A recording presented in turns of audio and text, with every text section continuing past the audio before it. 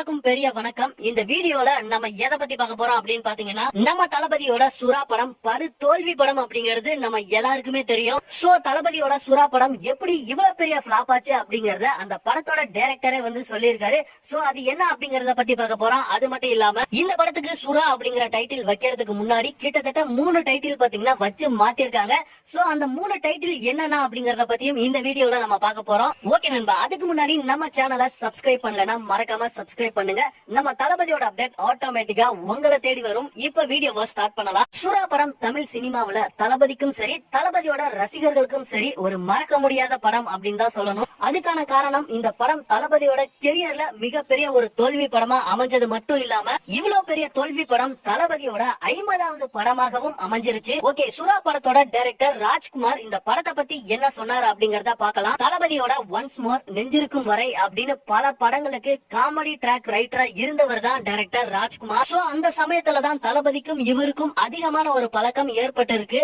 Okay, comedy track மட்டும் எழுதிக்கிட்டு இருந்த இவர்கிட்ட போயிட்டு தளபதிக்கு ஒரு நல்ல கதை இருந்தா சொல்லுங்க அப்படின்ட்டு தளபதியோட அப்பா கேட்டிருக்காரு.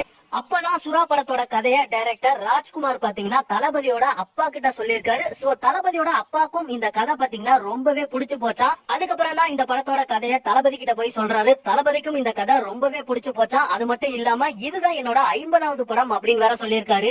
ஓகே, இந்த படத்துக்காக கடல், உரிமை குரல், எங்க வீட்டு பிள்ளை அப்படிங்கிற மாதிரி 3 டைட்டில பாத்தீங்கன்னா செலக்ட் பண்ணிருக்காங்க. இதுல எங்க வீட்டு பிள்ளை அப்படிங்கிற டைட்டில் தளபதிக்கு ரொம்பவே பிடிச்சிருந்தது அப்படிங்கிற மாதிரியும் சொல்லியிருக்காரு. ஆனா அந்த டைட்டில் கிடைக்கிறது ரொம்பவே கஷ்டமா இருந்தது அப்படிங்கிற மாதிரியும் சொல்லியிருக்காரு. அது மட்டும் இல்லாம அந்த டைட்டில விட்டு கொடுக்க அந்த ப்ரொடக்ஷன் டீம் ரெடியா இல்ல அப்படிங்கிற மாதிரியும் சொல்லியிருக்காரு. அதுக்கப்புறம் கடைசியில இந்த படத்துக்கு சுறா அப்படிங்கிற பேரை நம்ம தளபதி தான் செலக்ட் பண்ணிருக்காரு. ஓகே, நெக்ஸ்ட் இந்த படத்தோட ஷூட்டிங் ஃபுல்லாவே பாத்தீங்கன்னா கேரளால ஷூட் பண்ற மாதிரி தான் ரெடி பண்ணிருக்காங்க.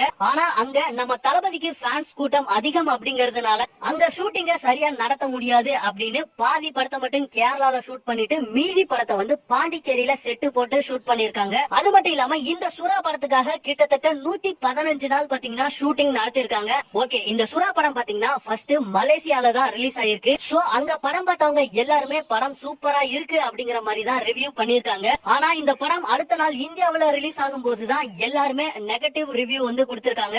இதுக்கான காரணமா இந்த படத்தோட டைரக்டர் ராஜ்குமார் என்ன சொல்றாரு அப்படின்னு பாத்தீங்கன்னா, விஜய் சாருக்கு எதிரா ஒரு பெரிய டீமே வேலை செஞ்சிருக்கு. அந்த டீம் எப்படியாவது இந்த படத்தை பிளாப் ஆக்கணும் அப்படிங்கிற நோக்கத்திலே வேலை செஞ்சிருக்கு அப்படிங்கிற மாதிரியும் சொல்லியிருக்காரு. சோ சுறா படம் பிளாப் ஆனதுக்கு அதுவும் ஒரு காரணம் அப்படிங்கிற மாதிரி இந்த படத்தோட டைரக்டர் பாத்தீங்கன்னா சொல்லியிருக்காரு. ஓகே நண்பா, சுறா படத்தோட தோல்விக்கு பல ரீசன் சொல்லப்பட்டாலும் இந்த படம் தளபதியோட கெரியர்ல மிகப்பெரிய ஒரு தோல்வி படம் அப்படிங்கறத யாராலையுமே மறுக்க முடியாது. ஓகே நண்பா, இந்த ஒரு நியூஸ பத்தி நீங்க என்ன நினைக்கிறீங்க அப்படிங்கறத மறக்காம கமெண்ட்ல ஷேர் பண்ணுங்க. இந்த மாதிரி தளபதியோட சூப்பரான அப்டேட்ல மறுபடியும் வந்து சந்திக்கிறேன். மறக்காம நம்ம சேனலை சப்ஸ்கிரைப் பண்ணி சப்போர்ட் பண்ணுங்க.